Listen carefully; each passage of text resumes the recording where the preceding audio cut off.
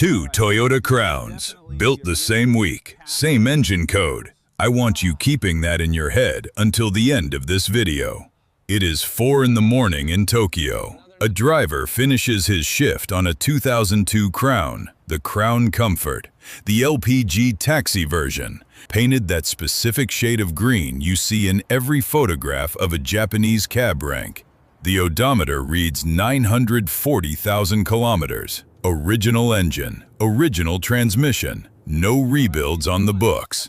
He hands the keys to the next driver, walks home, sleeps until noon. The cab does not. Meanwhile, 8,000 kilometers away in suburban Ohio, the owner of an almost identical Crown, same drivetrain family, same factory year, is at the dealer staring at a $4,200 estimate. Transmission flush, valve cover gasket, timing chain tensioner. The car has 180,000 miles on it. It will be lucky to see 220. Two machines, same engineering. One did 5 times the work and is still earning money. The other ate itself before it should have. The mystery is not luck. It is 7 habits, and in 9 out of 10 cars I look at, the owner does not do a single one of them. Today, I walk you through what taxis, courier fleets, and long-haul commercial drivers know. Habit by habit. Why each one works at the molecular level.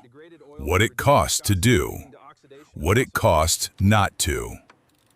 There is also one habit I added to my own routine after watching a fleet mechanic in Osaka work on a Crown with 950,000 kilometers on it. I want you doing it tomorrow morning. Let me be honest with you up front. None of these 7 are hacks. They are discipline. The kind of discipline a man running a taxi 12 hours a day cannot afford to skip. I have spent a long time watching the way professional drivers treat the machines that pay them. The numbers are not magic. New York yellow cab fleets routinely retire your typical Crown Victoria or hybrid Camry at 250 to 350,000 miles. And the city's Taxi and Limousine Commission retires them by age, not by failure. Which means most of those engines are still running when they go to auction. Tokyo cabs go further. The Crown LPG fleet runs on liquefied petroleum gas, which is half the secret right there. Cleaner combustion, less carbon, far less acid buildup in the crankcase. The other half is what the driver does between starts and stops. Walk through the logic with me for a second. A taxi runs 12 to 16 hours a day. A regular car runs 40 to 60 minutes a day. So a cab does in 1 year what your car does in 10. And yet, the cab outlives your car. How is that possible? It is possible only if every single hour the cab is running, the driver is doing something different from what you are doing. We start with the easiest one. Habit number 7, the belt and tensioner check, every 6 months, no exceptions. Cab garages check the serpentine belt the way you check the air in your tires before a road trip. Every preventive maintenance cycle, the technician puts a finger on your belt, looks at your tensioner pulley, listens for the dry bearing chirp. It is a 30-second job. They do it because they have seen what the alternative looks like. And you would too if you spent a day in a fleet bay. What is actually happening inside the tensioner is mechanical fatigue. The spring inside the auto tensioner pulls the belt against the pulleys at a specific torque, usually somewhere between 25 and 45 Newton meters, depending on the engine. That spring loses about 10 to 15% of its tension every year of heat cycling. Add another 5% if the engine bay runs hot, turbocharged, mid-mounted, or anything with poor airflow under the hood. I have seen this go wrong 3 times on customer cars in the last year. Same failure mode every time. Belt slips under load. The alternator stops keeping up. Voltage drops below 13 volts. The ECU starts running rich to compensate. Fuel economy collapses by 10 to 15%, and the driver thinks the catalytic converter is failing. They spend $900 on a converter that was never the problem. The real fix was a $45 tensioner. Here is the actionable version. Every 6 months, open the hood with the engine cold. Push the belt down with your thumb at the longest span between two pulleys. It should deflect about ½ an inch. Less than that, over-tensioned, bearing wear. More than that, under-tensioned, slip wear. Either way, the answer is a tensioner, not a new accessory. Habit number 6. Air filter every 15,000 kilometers, regardless of how clean it looks. This one I lost an argument about with a friend who runs a fleet of courier vans in Pittsburgh. He swaps every filter at 15,000. I told him visual inspection was fine. He showed me a flow bench test. I shut up. A paper element filter does not lose efficiency the way you think it does. Did you ever wonder why the dirtiest filter actually flows worse than a moderately dirty one, but better than a slightly dirty one? The curve is not linear. The filter performs well, even improves slightly, until about 30% of its dust-holding capacity is used. Then it falls off a cliff. Flow restriction climbs. The mass airflow sensor sees disturbed laminar flow. The ECU adjusts fuel trim, sometimes by 4 to 6%. You burn more gas. The oxygen sensors are working harder. Your spark plugs run dirtier. None of it shows up as a check engine light because all of it is within compliant operating parameters. It just costs you money quietly. The reason cab garages do it on a calendar is that they cannot afford the cumulative drag on fleet economy. Half a mile per gallon across 40 vehicles across 12 hours a day equals about $13,000 a year. That number gets your attention when you write the fuel checks. For you, the math is smaller but identical in shape. 15,000 kilometers, or about 9,000 miles, $15 filter, maybe 8 minutes of work. The payoff is 2 to 4% improved fuel economy, and an oxygen sensor that lives to 180,000 miles instead of dying at 120. Habit number 5. Coolant flush at 60,000 kilometers, even when the bottle says long life. The phrase long life on a coolant container refers to the additive package, not the coolant itself. Ethylene glycol does not wear out the way oil does. But the additives that prevent electrolytic corrosion, silicates, phosphates, organic acid carboxylates, depending on the formulation, those deplete on a chemistry curve that does not care what the marketing label says. Most long-life formulas are spent by 60 to 80,000 kilometers. After that, you are running plain glycol water through an aluminum engine.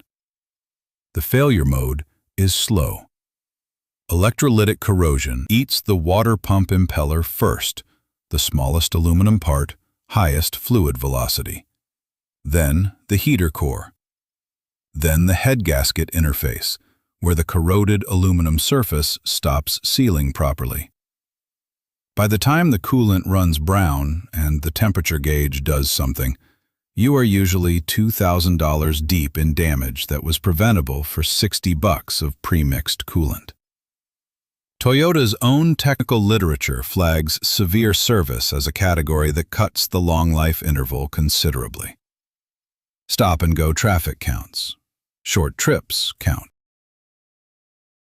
Hot climate counts. The number in the owner's manual is calibrated to the driver who does highway commutes in mild weather. That is not most owners. Drain your radiator and the block. Use the manufacturer's color and formulation. That part is not optional. Refill with a 50-50 premix. Bleed the system per the procedure. $60 of your money, 90 minutes of your time. Cheap insurance. Before I get to habit number 4, and this is the one most people argue with me about in the comments, if you want more of these breakdowns, hitting subscribe is what tells YouTube to keep this kind of thing in your feed. I read every comment on every video. The next habit I'm about to walk you through is the one my own neighbor laughed at me for. His Camry transmission went at 140,000 miles. He is no longer laughing. Habit number 4, fuel discipline.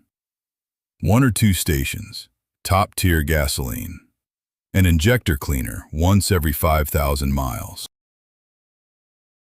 This one sounds like superstition to most owners. It is not.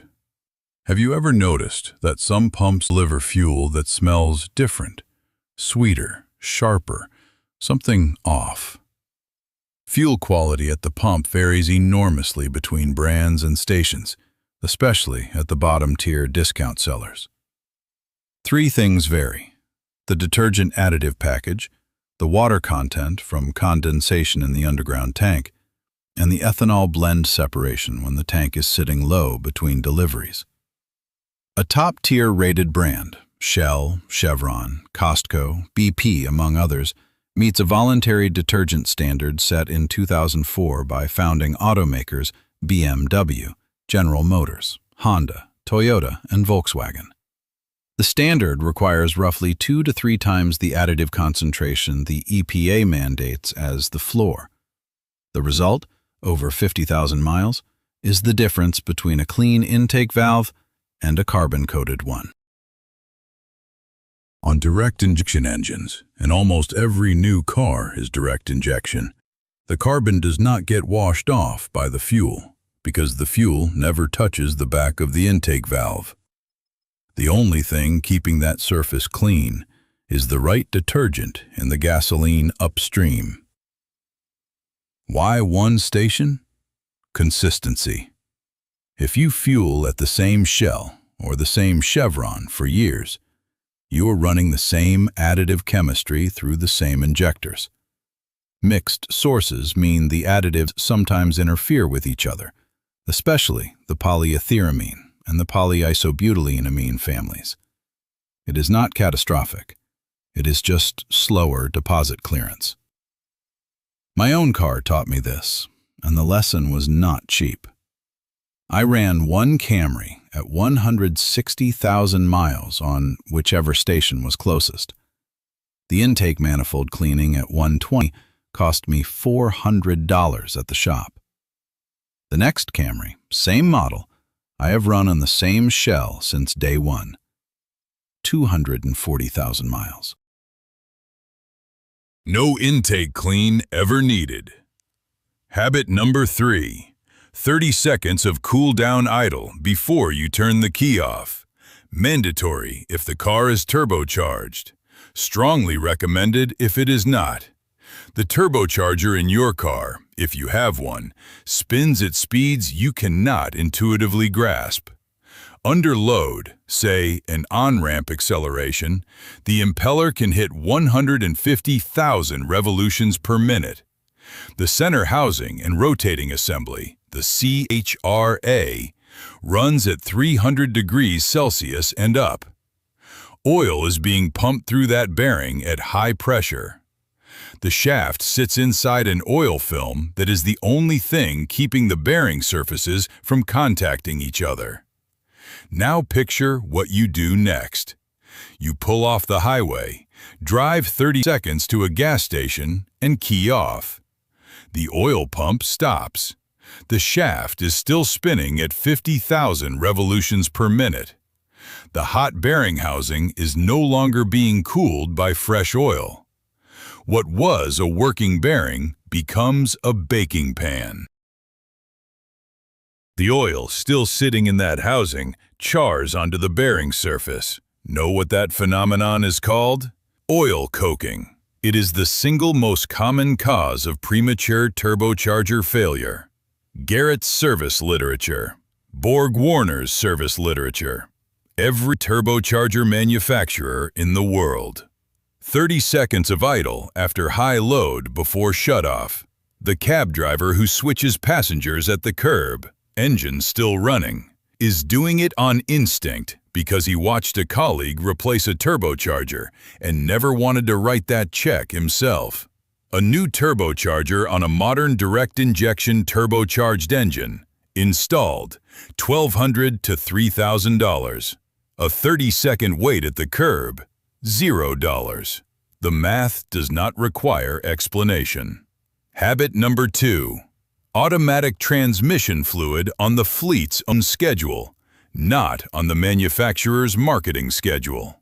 If you take one habit from this video and ignore the others, take this one.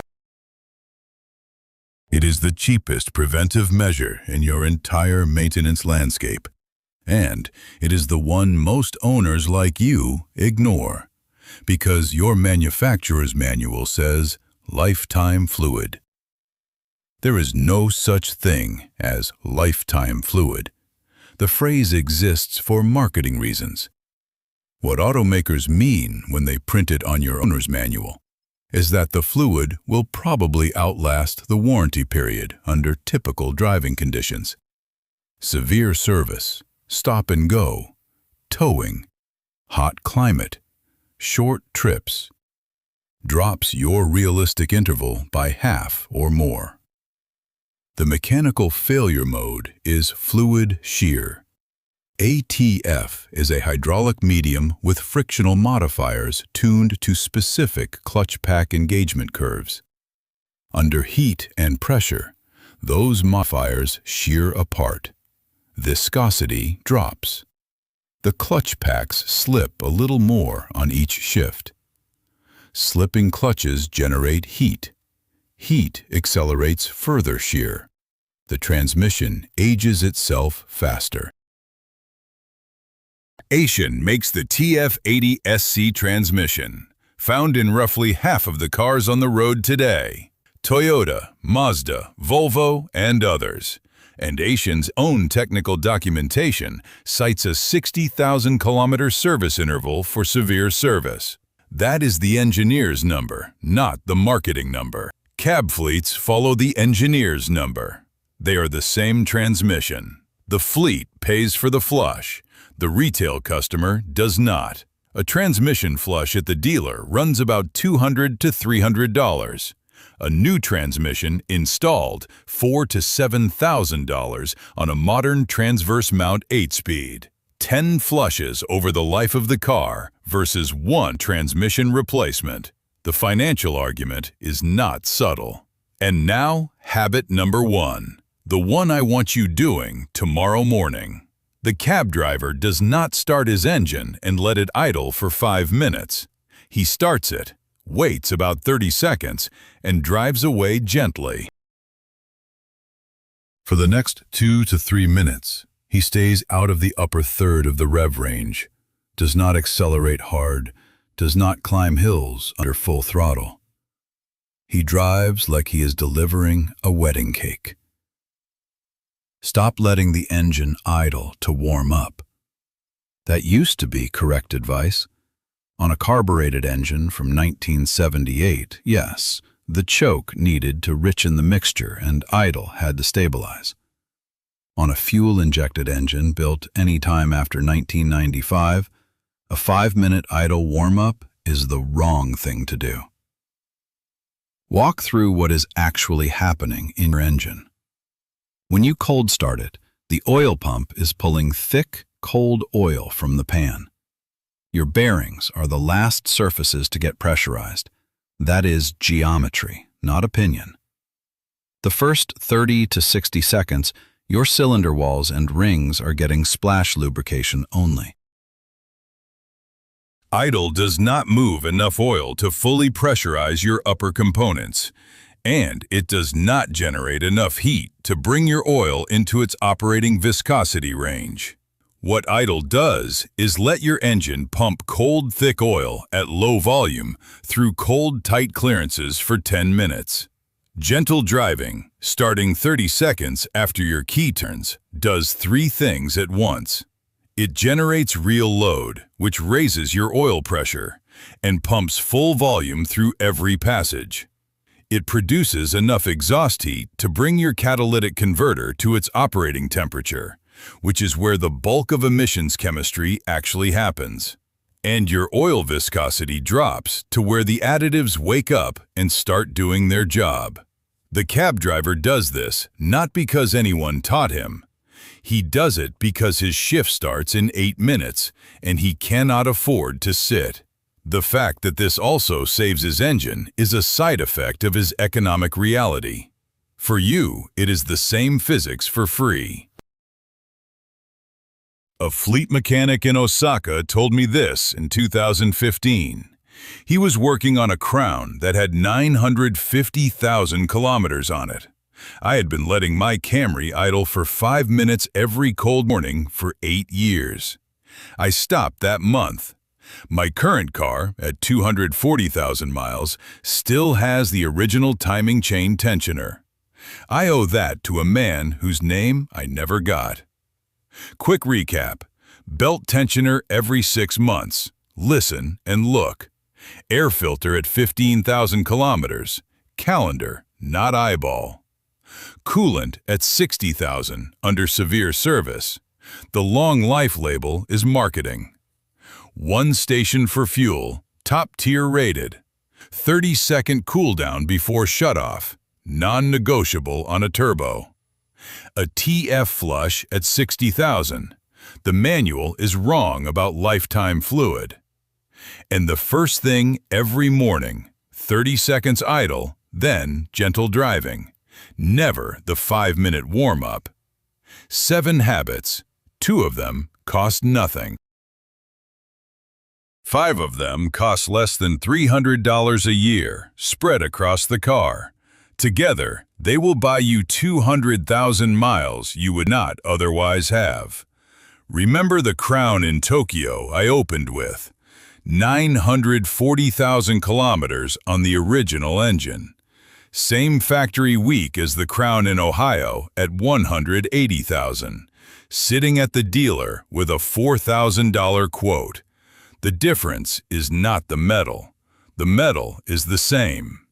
The difference is everything that happens between cold start and shutoff for 25 years. The Osaka mechanic I mentioned earlier, the one who showed me the warm-up routine, he had been doing taxi engines for 35 years when I met him. I asked him what surprised him most about the Crown LPG fleet's mileage. He thought about it for a second and said something I have repeated to every car owner I have talked to since. He said, "The car does not care who is driving it. It only cares whether the driver is paying attention. Pay attention for 10 minutes a week," he said. That is what it takes. So a genuine question for you. Drop your car's mileage in the comments. Tell me which one of the 7 you are not doing yet. I am collecting these. We are going to do a deep dive video on what high mileage owners are actually doing differently across all 8 makes I can pull data on. If you want to be tagged when that one drops, subscribe and turn the bell on. Otherwise, go do 30 seconds of idle tomorrow morning before you drive away. Then drive gently for the next 3 minutes. That is habit number 1. Start with that.